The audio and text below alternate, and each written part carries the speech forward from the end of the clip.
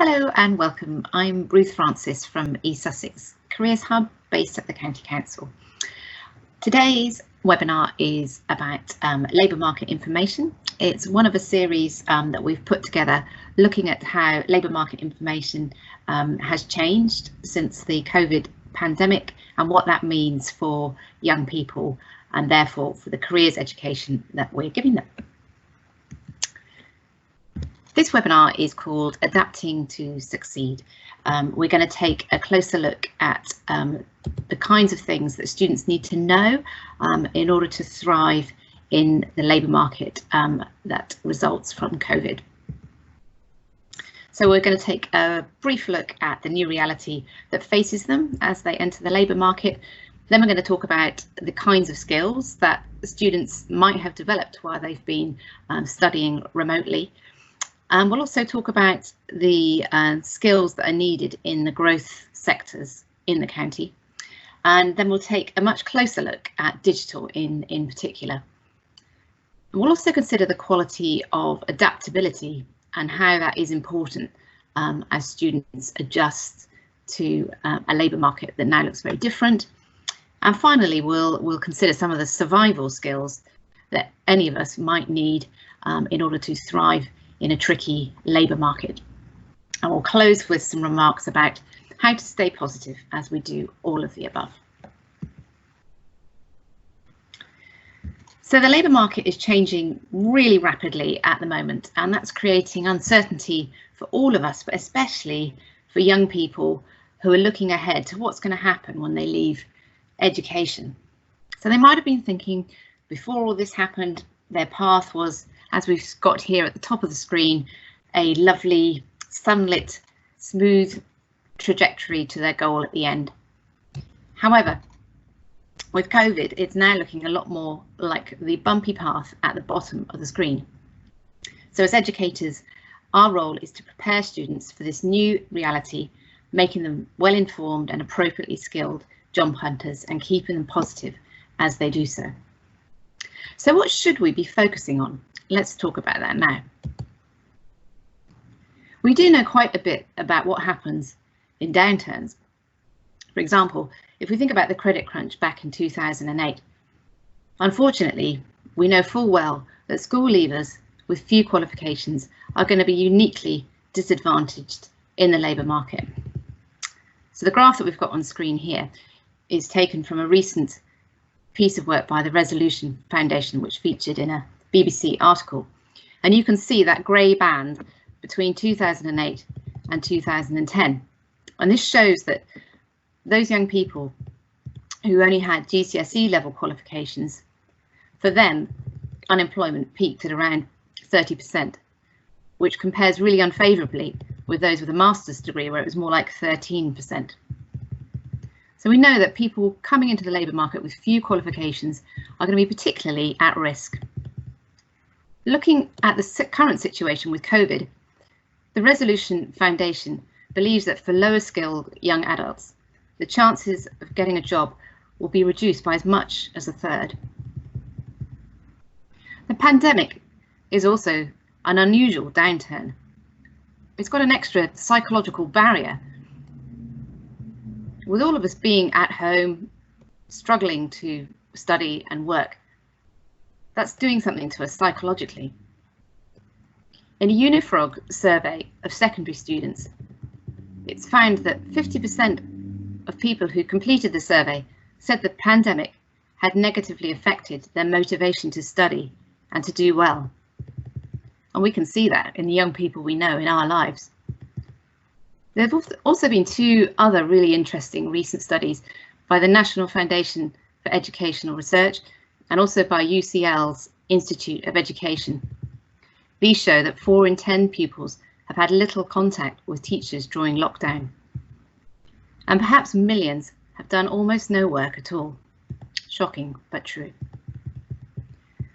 All these findings together suggest a situation in which next summer, students in their exams may not do as well as we would like, and that could really, really hurt them when it comes to seeking work. So it's really vital that all of us in the education system mobilise our academic support and our personal support for all students to achieve their qualifications, especially those who've already dropped behind. However, we really want to emphasise that that doesn't mean abandoning careers education. When careers is an embedded, integral part of school life, it supports the attainment of qualifications by giving students the purpose that they need and the drive to succeed. This was borne out in the Motivated to Achieve research by the Education and Employers, which demonstrated in a randomised control trial that students who've had employer encounters are more motivated to achieve those crucial qualifications. Therefore, we must continue to emphasise the need for excellent quality careers education that brings employers in contact with students to inspire them and brings careers through the whole curriculum, so students understand why they're studying and are motivated to push hard to succeed. There's another piece of the puzzle, which is skills. Qualifications are essential. We mustn't lose sight of skills. As educators, it's our job to keep telling students all about skills, using the language of skills that's become part of our everyday lives, in tools such as Be Ready, Skills Builder, STEPS and Barclay's Life Skills, which are high quality and are linked to the Gatsby benchmarks and to the CDI framework. As we talk about skills, we can keep reinforcing some of the positive messages that have come out during the pandemic. Let's look at those now. We can all recognise and celebrate skills that actually we have all gained in lockdown, including the students. It's true, some of our students are demotivated and feeling pessimistic about the future. But if we help them to recognise the skills they've learned during the pandemic, that can give them some more confidence. Here's a really simple lesson idea to help with that. You can set your students a written assignment. Ask them these two questions. What strengths or skills have you developed during lockdown? And looking forward, what new things would you like to learn or try this coming year? Once they've found those skills, they can then put them into a word cloud. Alternatively, in the English curriculum, you could set this as a longer piece of work. Ask them to reflect on an employability skill that they learnt or developed during lockdown. Have them use the STAR model, situation, tasks, actions and results, to structure their answer. Finally, do encourage your students to record their skills, perhaps using the Employability Skills Passport. This can be found on the Careers East Sussex website under the e-prospectus. Students will need a login to access it.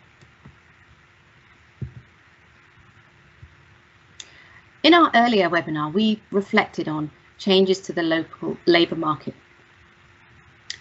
So to give school leavers the best chance of success in this challenging labour market, it's even more important than ever to raise awareness of labour market changes locally and nationally and internationally, so that they understand what are the growth sectors local to them and what are the skills needed within them. So in that earlier webinar, there's more details, but this is just one example here.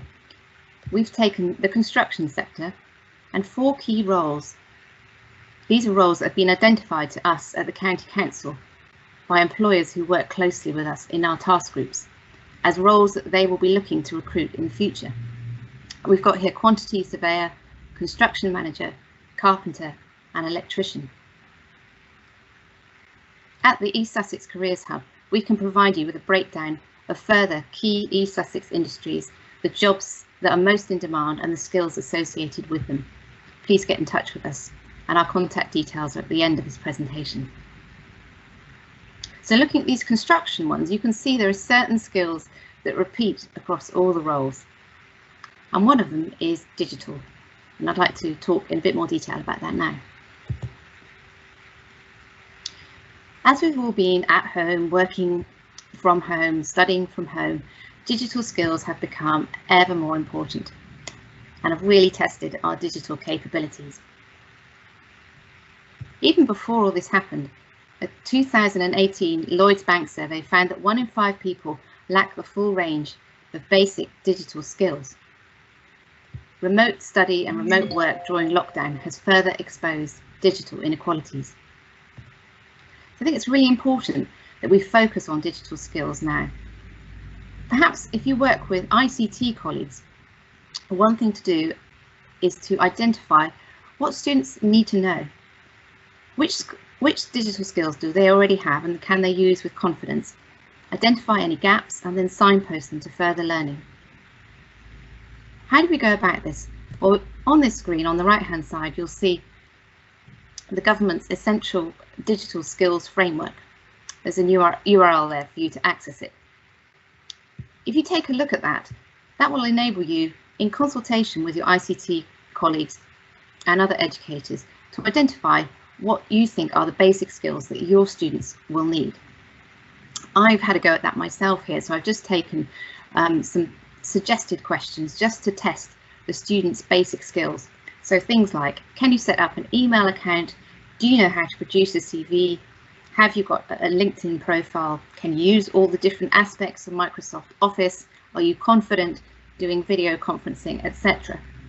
You can come up with your own list that's appropriate to the cohort of students you're working with, and then set that as a little survey for them to fill in. So that will give you some interesting information then that you can use with your ICT colleagues to identify what else students need to do to consolidate and grow their learning. You might want to take that a little bit further for students who've already got those basic skills and are looking for greater challenge. You can encourage them by asking them more about their digital capabilities. So we've got some more advanced questions here. Do you know how to code? Can you write an algorithm? Can you use the intermediate to advanced elements of Excel and PowerPoint? Can you perhaps create an infographic? This will encourage students to go further and prepare your most capable students for job roles where digital will form a major part of their daily tasks. Having identified any gaps in students' digital knowledge, you can then direct them to appropriate learning. BT Skills for Tomorrow and the Department for Education, the Skills Toolkit, are learning resources that are very useful and accessible to secondary students and to adults. One thing to note when you're encouraging students to develop their digital skills by doing further learning using online learning platforms and MOOCs, in a recent study of secondary students by Unifrog, it was found that take-up of online learning is much lower amongst boys than girls, and also much lower amongst disadvantaged students. This does suggest that perhaps we should be giving a little bit of extra help and support to those groups to encourage them to access the online learning they need to take their digital skills up to the right level. Something to bear in mind. That's everything I've got to say about digital for the moment, but we'd be really interested to hear about your experiences of successful digital learning, so do share those with us. I'm going to move on now to talking about the skill or quality of adaptability. Throughout the pandemic, we've all read inspiring examples in the media of people who've been adapting to succeed in the new reality of COVID by moving sectors or industries. I've got an example on the screen here where we've got an airline pilot moving to work in the NHS. We would suggest that in the context of the pandemic and all the crazy things that have been happening and the difficult labour market that faces us all, adaptability is a very useful quality to focus on with students. One task you can set them to help students appreciate what adaptability in action looks like is to have them do some research into positive role models of adaptability during lockdown. Ask them to identify someone in the news who's moved jobs to a new sector because of the pandemic. Then have them compare job descriptions for the old job and the new job. Then ask them to identify 3 skills that are commonly used in job 1 and in job 2. And finally, have them identify 3 new things that the person likely had to learn in order to do the job they've moved to. This will get the students to name out loud the transferability of employability skills such as communication or digital. It'll give them a positive example of someone who's been ready to adapt because of a changed labour market reality. Adaptability can be also modelled by yourself and your colleagues, talking about jobs you had before teaching and then how you were able to transfer across from those different sectors into education. Perhaps you could present this as a video interview, talking with a colleague about your skills, new skills you had to master, and reflecting on the concept of lifelong learning. Alternatively, you could set the students the task of writing about times when they had to be adaptable and respond to a changing situation. In all this, we're just trying to encourage students to be light on their feet, open-minded, ready to transfer their skills into industries with opportunities, and really adapting lifelong learning. Continuing with that theme of open-mindedness, adaptability, and helping students see there's more than one way of achieving a fulfilling career, it goes without saying we will encourage them to generate a plan B, C, or even more. One very simple lesson idea which we're all familiar with is mind maps. So we'd suggest first of all starting with a task or a lesson when you teach students about labour market information, perhaps using the webinar that precedes this one, looking at how the labour market is looking different in East Sussex because of the pandemic. Identify the growth industries, the key roles and the skills associated with them. Having done that, you can then give the students a mind map. And here we've got the student at the centre. Around that in the circle, she's listed her skills, her values, her personality, her interests and the key things she's looking for. Having completed that central circle, she's then done some research about the growth industry, she's listened to what you've told her about the labour market information, and then she's found some roles that interest her. So she's recorded those in the bubbles around the edge here. So you can see for health, for instance, she's put down junior data scientist. Her next step could be to research local employers with those kind of opportunities, connect with them on LinkedIn and follow them on social media, and perhaps ask for work experience. So we've already covered strong focus on students achieving their qualifications, underscored by employability skills across the whole school, making students aware of labour market information, the sectors that are strong in their locality, the key job roles, the skills they need, and the need to be adaptable and to create plan B, plan C, and so on. This penultimate slide contains some additional survival skills that you can teach students to help them thrive in a competitive labour market. While lockdown continues, we can expect job searches and job applications to include phone and video interviews. Signpost students to online resources to help them, such as PwC, which includes guidance on how to do phone and video interviews. When the labour market is so challenging, employees' rights can be under threat. Teach your students about their rights as an employee. Understand what makes quality work versus precarious work. This will give them more confidence in the workplace. Lack of experience is often young people's downfall when it comes to looking for work. We can help with this by raising students' awareness of virtual work experience and virtual volunteering. It is true, unfortunately, that apprenticeships are likely to be available in fewer numbers during the downturn. Apprentice starts comparing this April with last April were down from 24,800 to just 7,000. So if students are interested in apprenticeships and they are applying, even if they've already gained one, we should persuade them to have a college course, a traineeship, or another option to fall back on if the apprenticeship does not materialise for any reason. Finally, for students who have the capability of continuing to higher education, it's essential that we convey to them the fact that university degrees for most students are a very good investment. For example, we can put in front of them some of these key facts from the Institute for Fiscal Studies report from February of this year. This showed that in most cases, students do much better financially as a result of taking a university degree. The report said that 85% of women, around 3/4 of men, achieve positive net financial returns over their lifetime. And these can be quite large figures. So on average, women gained an additional £100,000 over the course of their life on average, and men £130,000. However, it is also really important that students understand the effect of what subject you choose to study at university. In the IFS report, it was shown that 1 in 5 would actually have been better off financially had they not gone to university. For example, men studying creative arts have negative financial returns.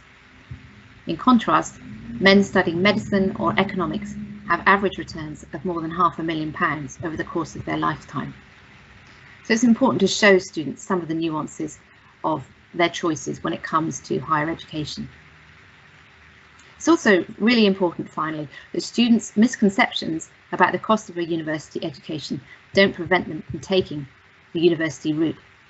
Ensure that learners understand how degree financing works, the fact that tuition fee loans won't have to be paid back until after your course, and only then when you're earning above a certain threshold.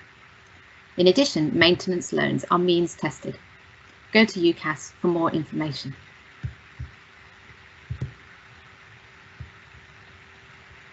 Finally, a few words about staying positive. It goes without saying that at this challenging time, students need lots of one-to-one support and guidance from experts. East Sussex providers of careers guidance are listed here on the right-hand side of the screen. If and when central government create pre-employment support programmes to assist young job hunters, we will promote these via the Careers East Sussex website and our communications with schools. I want to close with one final learning idea to boost resilience, positivity and growth mindset. It's taken from a book called Option B by Sheryl Sandberg and Adam Grant. Have your students write down in a journal just before bedtime 3 things I did well today. They can be very small, simple things, but this habit will encourage students to recognise their skills, and the small wins will boost their confidence. They can transfer their bigger wins or skills they notice repeatedly into a skills record. Your school or college might use START or QDOS, or you could use the Employability Passport on the Careers East Sussex website, accessible under e-prospectus. This is information that can be used in job applications and when applying to college and university. 3 things I did well today is a great resilience tool for students, but also for their hard-working school and college staff who look after them. Thank you so much for listening. Please share your thoughts and ideas with us about what's worked well in your school or college. Finally, for further information, do visit the Careers East Sussex website or email the Careers Hub at enterprisecoordinator@eastsussex.gov.uk. Thank you very much.